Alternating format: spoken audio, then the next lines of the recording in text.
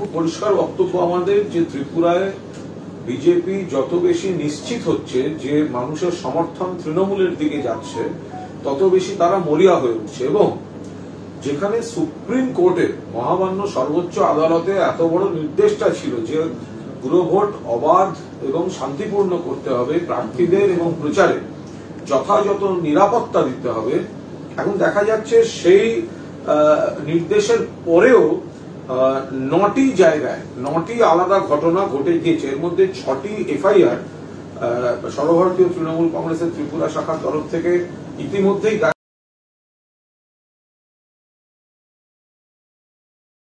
দায়ের হয়েছে এবং 3টি এখন দায়ের হচ্ছে। তো ফলে এরা আশঙ্কা করছেন তারা হারছেন, অনুমান করছেন হারছেন এবং মরিয়া হয়ে সন্ত্রাসের পথে যাচ্ছেন।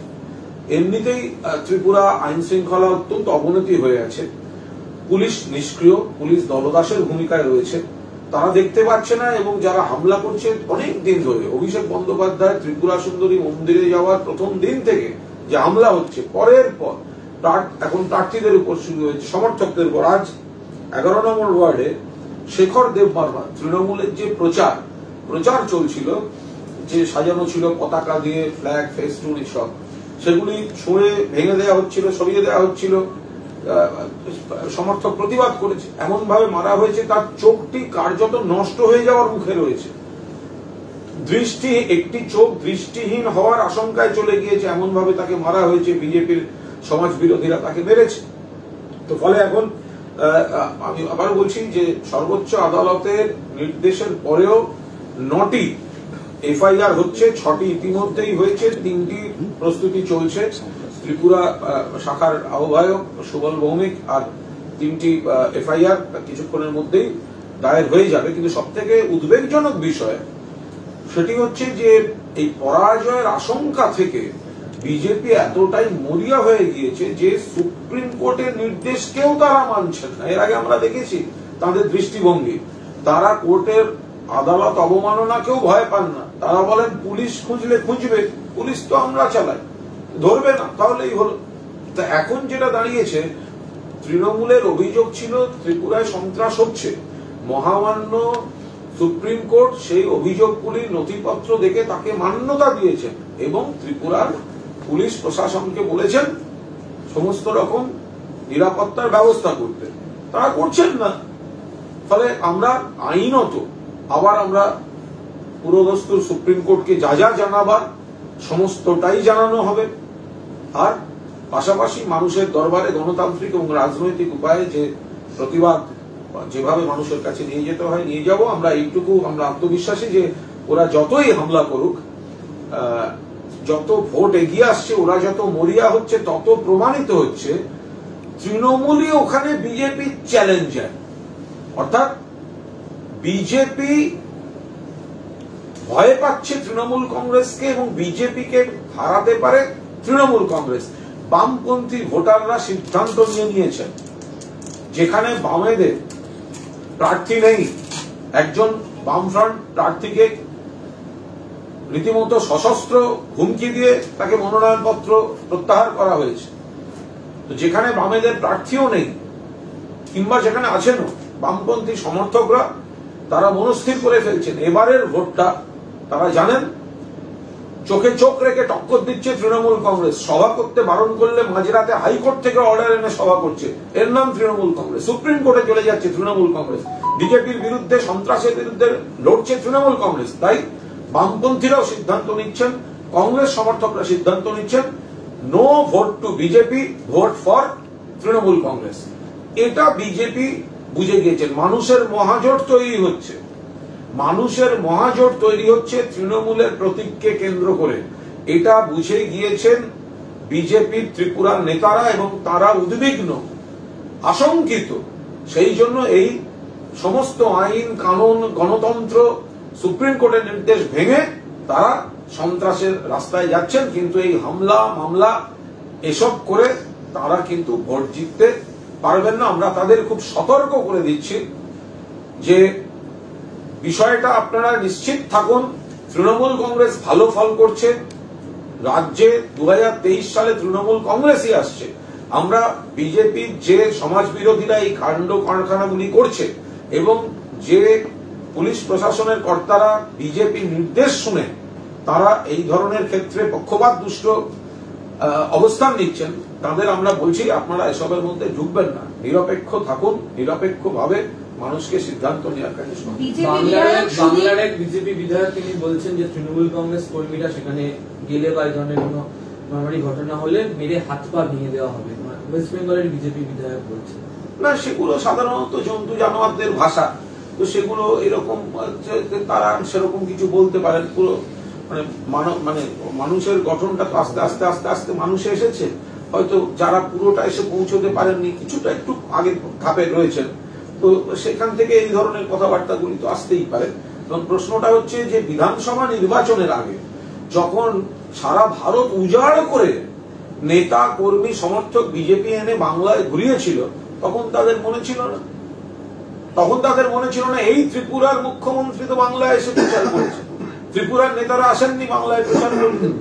তাহলে বাংলার কেউ যদি সেখানে প্রচার করতে গিয়ে থাকেন, আপনাদের কোন নৈতিক অধিকার থাকে বাধা দেয়া? আপনাদের ন্যূনতম নৈতিক অধিকার থাকে বাধা দেওয়ার? আপনারা তো দেখিয়েছেন বাংলায়, এটা আপনারা নিশ্চিতভাবে এটা দেখিয়েছেন বাংলায়। তো সেখানে ত্রিপুরার মুখ্যমন্ত্রী, ত্রিপুরার নেতারা, ত্রিপুরার বিজেপি কর্মীরা যেমন বাংলায় এসেছেন, আবার অন্যান্য জায়গা থেকে দিল্লির শীর্ষ নেতারা, নাগপুরের শীর্ষ নেতারা এবং সারা ভারত থেকে উত্তরপ্রদেশের মুখ্যমন্ত্রী সমস্ত তো আপনারা বাংলায় তো ঘুরেছেন। তো ঠিক আছে, ঘুরেছেন, তো এবার ত্রিপুরাটা আমরা দেখছি। আর ওই ধরনের ভাষাগুলি আমার মনে হয় না বলাই ভালো, কারণ প্রত্যেক ক্রিয়ার আবার একটা প্রতিক্রিয়া থাকে। ত্রিপুরার ডিজিকে ইতিমধ্যেই চিঠি দিয়েছেন বিজেপি বিধায়ক সুদীপ রায় বর্মন। উনি বলছেন সামনেই পুরভোট, ত্রিপুরার বেশ কিছু অংশ সংবেদনশীল এবং স্পর্শকাতর। ত্রিপুরার পুরভোট নিয়ে কি বলবেন? তৃণমূল কংগ্রেসের বক্তব্যটা সুদীপ রায় বর্মনের। সুদীপ রায় বর্মন ত্রিপুরার পুলিশের ডিজিকে বা ত্রিপুরা প্রশাসনকে যে চিঠি দিয়েছেন তাকে পূর্ণ সমর্থন করছে। তিনি হতে পারেন বিজেপির বিধায়ক, তিনি বাস্তব পরিস্থিতিটা বুঝেছেন যে বিজেপি সেখানে সন্ত্রাসের রাজত্ব কায়েম করে ভোটটা করতে চাইছে। সেখানে যদি সুদীপ বাবুর মতো একজন বর্ষিয়ান অভিজ্ঞ রাজনীতিবিদ, হতে পারেন তিনি বিজেপির বিধায়ক, তিনি যখন এই আশঙ্কা, এই উদ্বেগ প্রকাশ করে প্রশাসনের কাছে পুরো ভোটের নিরাপত্তা এবং শান্তির লক্ষ্যে প্রশাসনিক পদক্ষেপের দাবি জানাচ্ছেন, তাকে আমরা মনে করছি সেটা অত্যন্ত সময়োচিত, প্রাসঙ্গিক এবং আমরা সমর্থন করছি। শুভেন্দু অধিকারী গোয়ার নিয়ে বলেছেন যে বাংলার মেয়ে গোয়া বহিরাগত ভারত। আমার মনে হয় বহিরাগত শব্দটি প্রথম থেকে তারা একটা অপব্যাখ্যার চেষ্টা করেছেন জেনে শুনে। বহিরাগত মানে বলা হয়েছে যে যারা শুধুমাত্র বিধানসভা ভোটের লক্ষ্যে যারা এসে এখানে বাংলার সুখে দুঃখে ছিলেন না, বিধানসভা ভোটের জন্য ডেলি প্যাসেঞ্জারি করেছিলেন, সেই ক্ষেত্রে কিন্তু বহিরাগত শব্দটি ব্যবহার করা হয়েছে। আর এক্ষেত্রে একটি সর্বভারতীয় দল তারা বিভিন্ন রাজ্যে সংগঠনের যে বিস্তার, সেটা লাভের জন্য, সেই বিস্তার লাভের জন্য শুভেন্দু অধিকারী তো কালকা যোগী, সবে তো গেছে, বিজেপিতে তো বর্ষপূর্তি হয়নি, বিজেপি রাজ্যসভা লিস্টটা খুলুন না ভাই, তাহলে তো দেখবেন কার বাড়ি কোথায় আর কোন রাজ্য থেকে গেছে। লোকসভা লিস্টটা খুলুন না, দেখবেন কার বাড়ি কোথায়, কোথা থেকে গেছে, কার বাড়ি গুজরাটে, বেনারস থেকে প্রধানমন্ত্রী, তো এগুলো তো দেখতে পাবেন। মানচিত্রের এপাশ মানচিত্রের ওপাশে কালকা যোগী বিজেপি ওইসব কথাবার্তা বলে লাভ আছে? সর্বভারতীয় দল তৃণমূল কংগ্রেস চেষ্টা করছে, অন্য রাজ্য থেকে ডাক আসছে, তাহলে আমরা বাংলা হলো ভিত্তি আর ভারত হলো ভবিষ্যৎ। বাংলার মঞ্চকে তার শাখা প্রশাখা বিস্তার করে অন্য রাজ্যগুলির মাধ্যমে পর্যায়ক্রমে দিল্লিতে তৃণমূলের সাফল্যের পতাকা প্রতিষ্ঠার লক্ষ্যে সঠিক সময়োচিত পদক্ষেপ নেওয়া হচ্ছে। এর নজির অতীতেও বহু রয়েছে, অন্য রাজনৈতিক দলের ক্ষেত্রেও রয়েছে, এবং তৃণমূল কংগ্রেস অত্যন্ত সাফল্যের সঙ্গে সময়ের ডাকে সাড়া দিচ্ছে। সুকান্ত মজুমদার বলছে বাংলা জুড়ে অরাজকতা চলছে। রিজিনো ফ্যালানিওকে বাছাই করার কারণে কি ব্যবহার করার জন্য এটা দলের শীর্ষ নেতৃত্বের সিদ্ধান্ত, এবং গোয়ায় আমরা অত্যন্ত ভালো জায়গায় আছি। আমরা অন্য রাজ্যের যারা সিনিয়র লিডারশিপ তাদেরকেও আমরা দেখাতে চাই যে আপনারা যেমন তৃণমূল কংগ্রেস করতে চাইছেন, তারা ডাকছেন বলেই তো তৃণমূল যাচ্ছে, তৃণমূল তো একা একা গিয়ে সেখানে হাজির হচ্ছে না। ফলে যে সমস্ত রাজ্য থেকে তৃণমূলকে বা যে সমস্ত অঞ্চল থেকে তৃণমূল কংগ্রেসকে সেই রাজ্যের সংগঠনের জন্য আমন্ত্রণ করা হচ্ছে, মানুষ ডাকছেন, তো সেই জায়গায় আমাদের দলও সেই সৌজন্য দেখিয়ে বলছে যে সেখানে যাতে অভিজ্ঞ যারা আছেন বা যারা ভালো সংগঠনের কাজ করতে চান, দল তাদের সাংগঠনিক স্বীকৃতি দিতে প্রস্তুত। ফলে এটা একটা, আমি আবার বলছি, বাংলা হচ্ছে ভিত্তি, ভারত হচ্ছে ভবিষ্যৎ। তো ফলে বাংলার মঞ্চ থেকে শাখা প্রশাখা বিস্তার করে এক একটি রাজ্যের মধ্যে দিয়ে পর্যায়ক্রমে দিল্লিতে তৃণমূল কংগ্রেসের সাফল্যের যে পতাকা, সেটা প্রতিষ্ঠা করার একটা প্রক্রিয়া, অত্যন্ত সাফল্যের সঙ্গে এই প্রক্রিয়াটি চলছে। কালকাযোগী শুভেন্দু, এখনো বর্ষপূর্তি হয়নি বিজেপিতে, বিজেপির রাজনীতিতে যার নাক টিপলে দুধ বেরোয়, তার উচিত তার দলের ইতিহাসটা দেখা, তার নতুন দলের ইতিহাসটা দেখা। বিজেপির লোকসভা রাজ্যসভার এমপিগুলি তাদের অধিকাংশের সব চিকুজি কুষ্টি দেখে তারপর যেন তিনি মন্তব্য করেন। সুকান্ত মজুমদার বলছেন বাংলা জুড়ে অরাজকতা চলছে, সবসময় বলেন। আরে বিজেপিতে অরাজকতা চলছে, সুকান্ত মজুমদারের খুব প্রবলেম, বিজেপিতে অরাজকতা, সেটা উনি ঘোরাতে চাইছেন। একে তো সুকান্ত মজুমদার সবে বসেছেন, বসার পর থেকে 3-0, বসার পর থেকে 4-0, বসার পর থেকে দল বনাম ওপাশে পরিষদীয় দল। আরে সভাপতি কি কাজ করবে? পেগাসাস অধিকারী চাইছে সে প্রচার পাক। এত কষ্ট করে তারা দিলীপ ঘোষকে সরিয়েছিলেন। দিলীপ ঘোষ রোজ সকালবেলা, সুকান্ত মজুমদার ঘুম থেকে ওঠার আগে সে আগে মিডিয়ার সামনে বলে দিচ্ছে, আমি আছি, আমি আছি, আমি আছি, আমার শিরোনামে থাকতে হবে। যদি বা এদিক সামলাচ্ছ, পাশ থেকে তথাগত রায় আর এক অতৃপ্ত হত্যা। তো ফলে এই যে কঠিন পরিস্থিতির মধ্যে সুকান্ত মজুমদারকে থাকতে হচ্ছে, ফলে এইটা খুব ওনার পক্ষে মানে খুব সমস্যার ব্যাপার। ফলে চারদিক ওনাকে মানিয়ে গুনিয়ে চলতে হয়। ফলে শাক দিয়ে মাছ ঢাকার জন্য একটু তৃণমূলের দিকে তাকিয়ে বলতে হয়, প্রবলেম ওর ঘরে। অন্য বিষয়ে বলছি, বিধানসভা বলা হয় বিরোধীদের জন্য, কিন্তু একটা দিন বাদ দিয়ে গোটা শীতকালীন অধিবেশনে কোন গুরুত্বপূর্ণ আলোচনা, প্রস্তাব, বিল মুখ্যমন্ত্রী গিয়েছেন, কোনো কিছুতেই তারা অংশগ্রহণ করেননি। বাইরে মক করেছেন, আম্বেদকরের মূর্তির নিচে সভা করেছেন, প্রেস কনফারেন্স করেছেন, একমাত্র রাজ্য বিধানসভায় বিজেপি আসলে একটা দিশাহীন ভূমিকা পালন করছে এবং বিজেপির পরিষদীয় দলের মধ্যে একটা ব্যাপক ক্ষোভ বিক্ষোভ তৈরি হয়েছে। বেশ কিছু বিধায়ক তো আমাদের সঙ্গে যোগাযোগ রাখছেন এবং তারা চলে আসতে চান, সময় দেখা যাবে। তারা বলছেন এ তো বিরোধী দলনেতা, এ তো ভাই ফোন ধরে না, এ তো ভালো করে কথা বলে না, এ তো আপনে মনে আসে, নিজের মতো উদ্ধত্তের সঙ্গে চারটি কথা বলে চলে যায়, মতামত বিনিময় দরকারে পাওয়ার কোনো বিষয়ই নেই। ফলে বিজেপির পরিষদীয় দল সেটা একটা ভঙ্গুর অবস্থায় রয়েছে। ফলে কোন ব্যক্তির মর্জি মাফিক একটা চালানো, প্লাস তৃণমূলের বিরুদ্ধে বলতে গেলে যে সমস্ত বাইরে তো কুৎসার রাজনীতি করা যায়, বিধানসভার ভেতরে তো তথ্য পরিসংখ্যানে কথা বলতে হবে, কেন্দ্রের তথ্য তো বলছে রাজ্য ভালো কাজ করছে, তো পালিয়ে পালিয়ে পালিয়ে পালিয়ে পালিয়ে পালিয়ে বিরোধী দল নেতা চালাচ্ছে। ওর কাজ ঘুরে ঘুরে ঘুরে ঘুরে কুৎসা করা, তথ্য পরিসংখ্যান বিহীন মিথ্যা কথাগুলো বলে যাওয়া, ধর্ম জাতি তুলে তুলে লোকের কাছে কথা বলা। ওই রুমে একটা কুলাঙ্গার, কাপুরুষ, দল বদলু, পাল্টিবাজ, ধান্দাবাজ, তো সে বিধানসভাকে ব্যবহারটা করবে কি করে? তাকে চলে যেতে হচ্ছে, সে বাইরে বাইরে ঘুরে বেড়াতে হচ্ছে তাকে। ফলে এটা বিজেপি একটা দিশাহীন বিরোধী দলের ভূমিকা এই বিজেপি। দিলীপ ঘোষের প্রতি সহমর্মিতা প্রকাশ করছেন এবং কৈলাস, শিবপ্রকাশ, অরবিন্দ মেনন এদের দিকে তিনি অভিযোগের জায়গাতে। আমি খুব স্পষ্ট করে কথা বলি, তথাগত রায় উনি একজন বর্ষিয়ান মানুষ। মানে উনি কিন্তু মানে রাজনৈতিক যে বিষয়টা, উনি ওনার ছোট ভাই সৌগত রায়ের উনি নখের যোগ্য নন, সেটা আমরা স্বীকার করে নেওয়া ভালো। যাই হোক, ভুল পথে গেছেন, জীবনে বিপদ হতে পারে, কোনো হয় দু ভাই একজন পথ ভোলা প্রতীকের মতো হারিয়ে গেছে, ঠিক আছে। তো এখন এই তথাগত রায়, তো উনি যে কথাটা বললেন, উনি সমালোচনা করতে পারেন আমাদের বা আমার, বিষয়টা হচ্ছে তথাগত রায় বলছেন যে এইসব বিভিন্ন তারকা নিতে অপরিসীম টাকা খরচ হয়েছে। এই যে অপরিসীম টাকা খরচ হয়েছে, তথাগত রায় রাজ্য বিজেপির একজন প্রাক্তন সভাপতি, তথাগত রায় একজন একটি রাজ্যের মাননীয় প্রাক্তন রাজ্যপাল, তার কথার গুরুত্ব আছে। তাকে যতই দিলীপ ঘোষ ভোটের আগে চৌকাট বেরোতে না দিন, কিন্তু তার তো একটা গুরুত্ব আছে। তো সেই জায়গায় দাঁড়িয়ে তিনি যখন টাকার কথা বলছেন, এটা তো আগে তদন্ত হওয়া উচিত। এটা পিএমএল এর আন্ডারে তদন্ত হওয়া উচিত, সিবিআই আর ইডি তদন্ত হওয়া উচিত। প্রকাশ্যে বলছে যে অমুককে নিতে অপরিসীম টাকা খরচ হয়েছে। তো তথাগত বাবুর উচিত টুইটে এগুলো দিয়ে বাজার গরম না করে, আরে মশাই আমাকে গালাগালি করবেন, আপনি সারাদিন করুন। সমস্যা যেটা আপনি বলেছেন সেটা মানুষকে জানতে দিন, সেটা তদন্তটা মুখোমুখি হোক। এই টাকাটা কে দিল, কোথার থেকে এলো, কারা পেল, কোথায় গেল? এটা এরম নয় যে আপনার মর্জি হলো, আপনার দলের কাউকে আপনি এটা কাদা ছুঁড়ে দিলেন, আবার আপনার ঠিক হলো আপনি হাত মিলিয়ে নিলেন, এটা নয়। আপনি টুইট করে বলেছেন বিপুল অপরিসীম, আপনার শব্দ অপরিসীম টাকার ব্যবহার হয়েছে, নারীটায় আমি ঢুকলাম না, অপরিসীম টাকার ব্যবহার হয়েছে। তো সেই টাকাটা তদন্ত হবে না?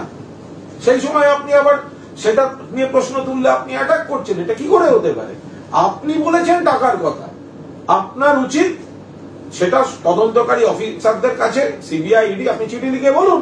আপনি টুইটে লিখছেন কেন? আপনার যদি জানতে ইচ্ছা হয় কোথায় কি, তাহলে আপনি সিবিআই ইডি কে বলুন। আর আপনি বলছেন আপনার কাছে তথ্য আছে, তাহলে সেটা আপনি সিবিআই ইডি কে জানিয়ে দিন যে বিজেপি ভোটের আগে এই টাকাটা কোথা থেকে পেয়েছে, কাদের কাদের দিয়েছে, কারা ডিস্ট্রিবিউট করেছে, সেই টাকাটা এখন কোথায় আছে। এটা তো পরিষ্কার কথা। আর তথাগত রায় তিনি হচ্ছেন ওই পথিক তুমি কি পথ হারাইয়াছ।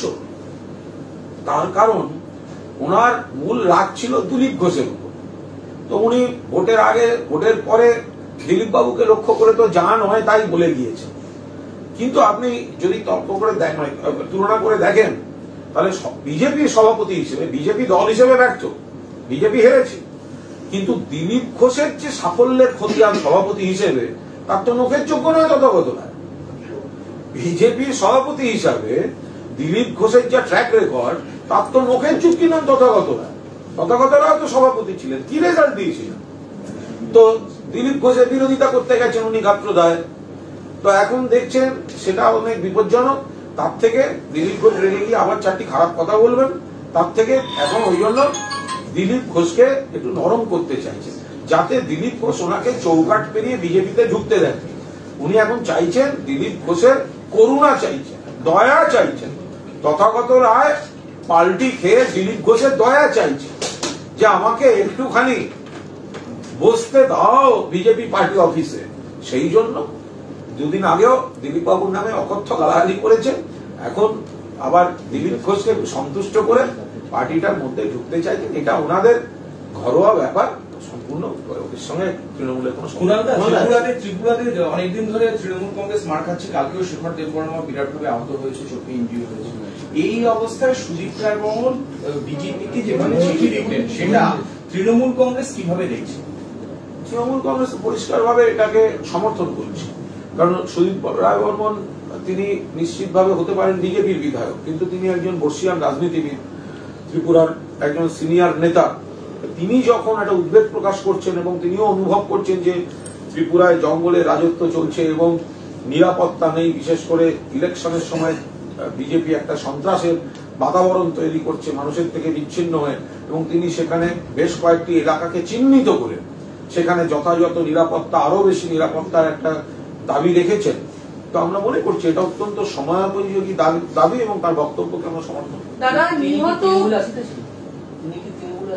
না, উনি তো বিজেপির বিধায়ক, উনি সিনিয়র। কিন্তু তৃণমূল এভাবে সমর্থন করছে, তৃণমূলও অভিযোগ জানাচ্ছে সেই জায়গায় সুদীপ রায় বর্মন না, রাজ্যের একটা রাজ্যের প্রেক্ষিতে যে সবাই চাইছে সন্ত্রাস বন্ধ হয়ে শান্তিপূর্ণ অবাধ পুরো নির্বাচন, এবং সেটা সুপ্রিম কোর্টও নির্দেশ দিয়েছে। তো সেখানে দাঁড়িয়ে যেটা বাস্তব, তৃণমূল কংগ্রেস সেই কথা বলেছে। আর এই একই বাস্তব যদি বিজেপির কোনো বিধায়ক বলে থাকেন, সুদীপ রায় বর্মনের মতো একজন সিনিয়র মানুষ বলে থাকেন এবং প্রশাসনকে চিঠি দিয়ে থাকেন, তাহলে আমরা কেন সমর্থন করব না? তার কারণ তিনি তো ত্রিপুরার বাস্তব কথাটাই বলেছেন। পরপর বিজেপি তারকা প্রার্থীরা দল ছেড়েছেন। আজকে শতাব্দীরা টুইট করেছেন যে মিসড কল মেম্বারশিপ আর টুইটারে পদত্যাগ, এই বিজেপির যে তারকা রাজনীতি সেটা কোন দিকে যাবে বলে শেষ অব্দি মনে হয়? আবার দিলীপ ঘোষ বলেছেন যে পুরো ভোটে তারকারা নয় কর্মীরা লড়বেন। দেখুন, বিজেপি একটা গোটাটাই ভুল ভুলাইয়ার মধ্যে ঘুরে বেড়াচ্ছে।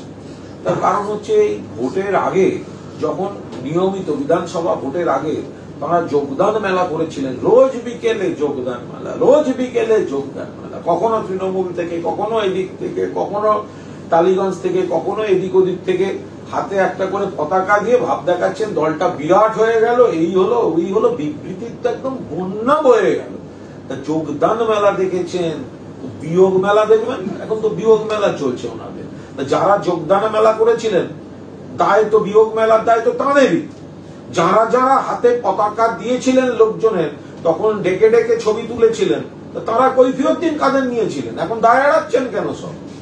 যারা যারা বিকেলবেলা ওই যোগদান মেলা, হাতে হাতে পতাকা দেওয়ার ভাব দেখানো, বিজেপি যেন কত থেকে কত হলো, তো তারা এবার বিয়োগ মেলার দায়টাও তো তারাই নেবে।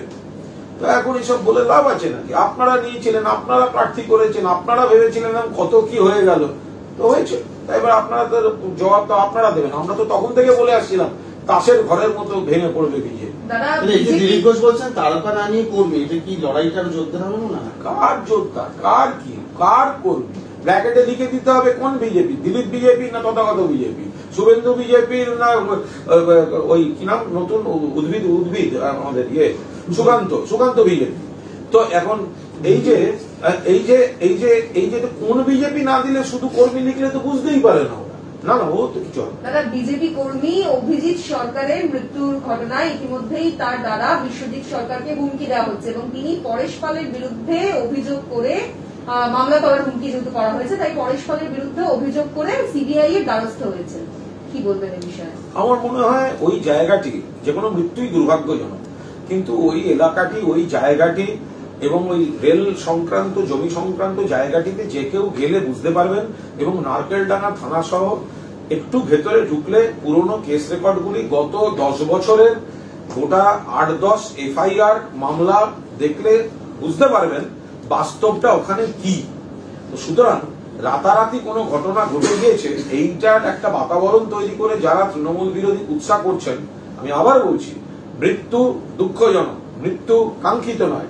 কারা মারলো, কেন মারলো দেখা উচিত, কিন্তু স্থানীয় থানায় গত 10 বছর ধরে যার নামে যা যা অভিযোগ আছে, প্রতিবেশীরা যা যা অভিযোগ করেছেন, সেগুলো খতিয়ে দেখলেই পরিষ্কার বোঝা যাবে ওখানে কি হচ্ছিল।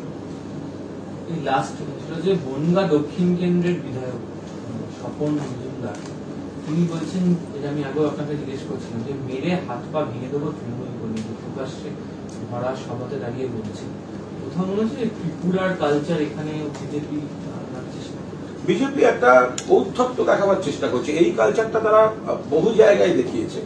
আমরা যদি দেখি এই সন্ত্রাস বা এই ধরনের গুজরাট থেকে শুরু করে, দিল্লি থেকে শুরু করে যে অশান্তি, যে পৈশাচিক কাণ্ড কারখানা তাদের নাম যুক্ত, উত্তরপ্রদেশেও যে সন্ত্রাসের রাজত্ব তারা কায়েম করেছেন, ভয়ের আতঙ্কের পরিবেশ, ত্রিপুরায় যেটা চলছে, তো সেই কালচারের থেকে বেশি কি হবে? এটা তো রীতিমতো শাস্তিযোগ্য অপরাধ, কিন্তু এর বিরুদ্ধে তো মামলা হওয়া উচিত, তদন্ত হওয়া উচিত, যে এই ধরনের প্ররোচনামূলক কথা, এই ধরনের ভাষা, মারবো, ধরবো, হাত ভেঙে দেবো, এগুলো কি, মানে কেন, কিসের জন্য, কে কার হাত ভাঙবে? আরে হাত কি শুধু এক পক্ষের থাকে নাকি? হাত তো নানা পক্ষের থাকবে। কিন্তু এই কথাগুলো তো রাজনীতিতে হয় না, এই কথাগুলো রাজনীতিতে বলা যায় না, শিষ্টাচারের বিরুদ্ধে। আপনাদের মানসিক হতাশা আছে, অথবা আপনারা নয় বলছেন মানসিক হতাশা থেকে, অথবা বলছেন আপনাদের গোষ্ঠীর প্রতিযোগিতা, আপনাদের অভ্যন্তরীণ প্রতিযোগিতা থেকে ভেসে থাকতে এক একজন আপনারা কুকীর্তি এবং কুকথার বন্যা বওয়াচ্ছেন। আর ত্রিপুরার কালচার যেটা চালাচ্ছেন, সেটা যদি আপনারা পশ্চিমবঙ্গে তার কোন রকম পুনরাবৃত্তির চেষ্টা করেন, আমার মনে হয় সেগুলো নিয়ে এখন আলোচনাটা না হওয়াই ভালো। তারা কলকাতা এবং হাওড়া পৌরসভার বোর্ড ইতিমধ্যেই বালি পৌরসভাকে আলাদা করা হয়েছে, এই বিষয়ে প্রশাসনিক সিদ্ধান্ত। যে কোনো সময় যে কোনো জায়গায়, এটা নতুন কিছু নয়। কোন এলাকায় আরো বেশি নিবিড় এর সঙ্গে এটার সঙ্গে প্রশাসনিক সিদ্ধান্ত, এর সঙ্গে সেই এলাকার ইতিহাস, ভূগোল, সমস্যা, অনেক ফ্যাক্টর এর মধ্যে ইনভলভ। ফলে সেই জায়গাটায় দাঁড়িয়ে আমাদের সিদ্ধান্ত যে কোনো প্রশাসনকেই নিতে হয় যে বালির মানুষ যদি একটা নিবিড় উন্নয়ন পান, এবং তারা যদি একটা নিজস্ব পুরসভার মাধ্যমে উন্নয়ন করতে চান, তো কোথায় সমস্যা কোথায়? এইভাবেই তো নতুন পুরসভাগুলি জন্ম নেয়। আস্তে আস্তে যে পুরসভাগুলি তৈরি হয় তারা অনেকটা উন্নয়নের দায়িত্ব তারা নিজেরা কাঁধে তুলে নেন, একটা উৎসাহের সঙ্গে কাজ করেন। এটা তো সময়ের সঙ্গে বহু জায়গায় বহু নতুন পুরসভা তৈরি হয়ে আসছে। মানে তো ইতিবাচক, বালির পক্ষে তো অত্যন্ত ভালো দিচ্ছে। সায়ন্তন বসু বলেছেন ববি হাকিম কলকাতা সামলাতে পারছে না। তো ওরা তো সব মানে বিজেপিটা দলটা সামলাতে পারছে না। সায়ন্তন বসু ও তো বিজেপি দলটাকেই তো ওনারা সামলাতে পারছে না। তো বিরাট ব্যাপার যে একদিকে দিলীপ দা, একদিকে শুভেন্দু, একদিকে তথাগতরা, একদিকে সুকান্ত, তার মধ্যে আগে বিজেপিটা সামলান, তারপর বাকি সব ভাববেন।